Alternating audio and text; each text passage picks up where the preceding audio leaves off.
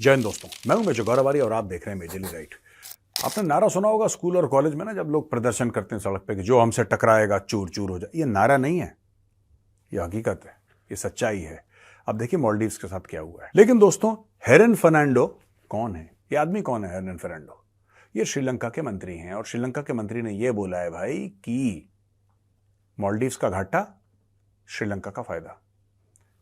कहते हैं यार मालदीव्स वालों ने अपना मुंह खोला, बकवास करी उनके मिनिस्टर्स ने, इंडियंस ने बॉयकॉट कर दिया, लेकिन इंडियंस कहीं ना कहीं तो जाएंगे। जब इंडियंस कहीं ना कहीं जाएंगे तो अब इंडियंस कहां जा रहे हैं? श्रीलंका। श्रीलंका जा रहे हैं। जो टूरिज्म मालदीव्स के जा रहा, टूरिस्ट ट्रैफिक जो मालदीव्स की ओर जा रहा था, अब वो जा रहा है श्रीलंका की ओर दोस्तों, और दबा के जा रहा है श्रीलंका की ओर। श्रीलंका में बड़े खूबसूरत बीचेस हैं, बड़े बड़े लग्जरी रिजॉर्ट्स हैं, बहुत बड़ा देश है, सब कुछ बिल्कुल ठीक ठाक है और बिल्कुल हमारा नेबर है, एकदम हमारा नेबर है।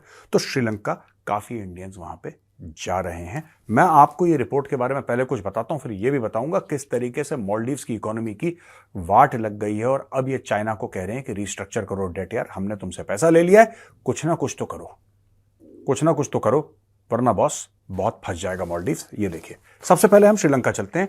टूरिज्म मिनिस्टर इनके हेरन फर्नांडो ये कहते हैं कि साहब पॉजिटिव इंपैक्ट हुआ है श्रीलंका की इकोनॉमी के ऊपर जब से इंडियंस ने मालदीव्स बॉयकॉट करा है। पहले मालदीव्स में इंडिया नंबर 1 था दोस्तों, नंबर 1 टूरिज्म इंडिया की थी, अब इंडिया नीचे आके 6 हो गया, नंबर 6। और सबसे सरप्राइजिंग बात क्या है, ये मालदीव्स वालों को भी समझ में नहीं आ रही, दुनिया को समझ में नहीं आ रही कि यार भारत की सरकार अगर बैन करती, भारत की सरकार अगर कहती कि नहीं तुम मालदीव्स नहीं जाओगे, तो बात समझ में आती यार कि भारत की सरकार ने देखो मना कर दिया। लेकिन यहां पे भारत की सरकार मना नहीं कर रही, यहां पे भारत के लोगों ने मना कर दिया। खुद अचानक एक दिन बात हुई और ये सिर्फ 4-5-6 घंटे में हुआ ये खेल। उनके मंत्रियों ने ट्वीट करा, मोदी जी के लक्षद्वीप जाने के बाद उनके मंत्रियों ने ट्वीट करा, यहां पे माहौल बना और एक एक करके ट्रैवल कंपनीज ने बोला नहीं, नो, एयरलाइंस ने बोला नो, सब कुछ ऐसा हो गया, आम पब्लिक ने मना कर दी कि हम जा ही नहीं रहे। भाई साहब, लोगों ने अपने फंक्शन, अपनी शादियां जो थी वो कैंसिल कर दी, बोला कि नहीं, कोई शादी क्या मतलब, कोई फंक्शन होगा, बर्थडे होगा, जो भी होगा, लोगों ने अपने, यानी कि कहने का ये मतलब है कि फैमिली फंक्शन कैंसिल कर दिया लोगों ने मालदीव्स में। ये खुद ही करा कि हम नहीं जाएंगे मालदीव्स, यार कैंसिल करो, पैसा वापस करो, हम कहीं और कर लेंगे। तो एक तो ये बात है, ये कह रहे हैं Maldives issue is helping us. इन्होंने ये बोला है कि लार्जेस्ट सोर्स था, जैसा मैंने बताया, इंडिया। ये कसिनो है वहां पे, शॉपिंग है वहां पे, श्रीलंका की बात कर रहा हूं, और वो बीचेस हैं और बड़ी अच्छे, it's a very beautiful country. वो रामायणा ट्रेल भी ऑफर करता है श्रीलंका। तो दोस्तों, मैं तो आपको ये इंकरेज करूंगा, जो विदेश जाना चाहते हैं छुट्टियों में, आप श्रीलंका जाइए। I would encourage anybody who wants to go abroad for a holiday, why don't you try Sri Lanka? Try Sri Lanka, it's a lovely place. मैं खुद जाना चाहता हूं। आई will not go to Maldives till the time Maldives अपोलोजाइजेस। मैं मालदीव्स नहीं जाऊंगा जब तक यह भारत के प्रधानमंत्री और भारत के लोगों से माफी ना मांगे। I will not go to Maldives. लेकिन हां, मुझे मौका मिलेगा, मैं श्रीलंका जरूर जाऊंगा। वहां पे रामायणा ट्रेल है, जो बताते हैं श्रीलंकन्स कि यहां पे प्रभु श्री राम यहां से आए थे और फिर यहां से गए, फिर ऊपर, फिर वहां पे रावण का, कहते हैं कि रावण का महल वहां पे था, कहां पे रावण की पूरी शहर उसने लंका बसा रखी थी, वो पूरा का पूरा वहां पे है, जो दिखाते हैं रामायण ट्रेल। तो कई लोग जाते हैं, लोगों को बड़ा इंटरेस्ट है इन सब चीजों में, मुझे भी जाहिर सी बात है, मैं भी जाऊंगा। If I have to go there, I will certainly go and see this Ramayana trail. तो आप लोगों को मैं एनकरेज करूंगा, आप जरूर श्रीलंका जाइए, डू विजिट श्रीलंका। यहां पे एक और चीज है कि इंडियन ट्रैवलर्स, अब ये कहते हैं कई सारे जिन्होंने सर्वेस करे हैं, कहते हैं कि बाय 2030 से भारतीय ट्रैवलर जो हैं, भारतीय टूरिस्ट हैं, दुनिया के चौथे बड़े स्पेंडर बन जाएंगे। अभी टूरिस्ट भारत से बहुत ज्यादा है, लेकिन क्योंकि परचेजिंग पावर पैरिटी इतनी नहीं है भारत की, इसलिए जो स्पेंड करते हैं टूरिस्ट जनरली इतना ज्यादा स्पेंड नहीं करते। लेकिन 2030 तक यही टूरिस्ट जो है, they will start become the 4th largest spenders, also cumulative. मैं सिर्फ पीपीपी की बात नहीं कर रहा, क्यूमुलेटिव स्पेंड भी बहुत ज्यादा बढ़ जाएगा, दुनिया में चौथे नंबर पे आ जाएगा, ये मानना है लोगों का। और ये एडवेंचर एक्टिविटीज भी इंट्रोड्यूस कर रहा है श्रीलंका। एडवेंचर एक्टिविटीज कौन सी करेंगे आप श्रीलंका में? जब आप जाएंगे तो एडवेंचर एक्टिविटीज जो कह रहे हैं कि जैसे कि आपको बोट राइड्स करनी है, मोटर बाइक्स, वो स्कूटर जो होते हैं जो चलते हैं समुद्र में, वो वाले वाटर स्कूटर्स, वो वाले होते हैं, या फिर आपको you have to do parasailing और पैराग्लाइडिंग समुद्र के बीच में जो करते हैं, ये सारे के सारे एडवेंचर स्पोर्ट्स जो हैं वो श्रीलंका लेकर आ रहा है दोस्तों। यहां पे जो इशू हो गया है, जो श्रीलंका का फायदा है, अब वो नुकसान हो गया मालदीव्स का।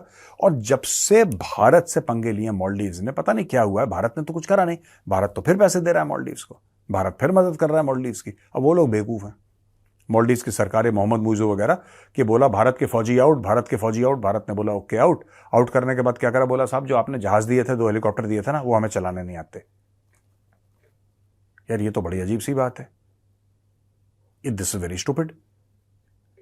तुम उनको कहते इंडिया आउट, पहले सीख तो लेते कैसे चला। वो कह रहे हैं ये जो दिए हैं भारत ने हेलीकॉप्टर और प्लेन, ये पूरे मालदीव्स में जितनी भी मालदीव्स की सो कॉल्ड आर्मी है या नेवी है या एयरफोर्स है, किसी को नहीं आता हो जहाज चलाना। और वो बाप बाप कर रहे हैं। मैंने बोला था ना, डेट रीस्ट्रक्चरिंग के बारे में मैंने बात करी थी। अपेरेंटली क्या हुआ है कि ये डेट जो है चाइनीज है, हम पहले भी कवर कर चुके हैं, लेकिन नया एंगल आया है कि आईएमएफ ने मालदीव को वार्न कराया है, high risk of external and overall debt distress. Noting that the country's external public and publicly guaranteed debt was USD 3072 million, 49% of GDP in 2022, up from USD 3046 in 2021.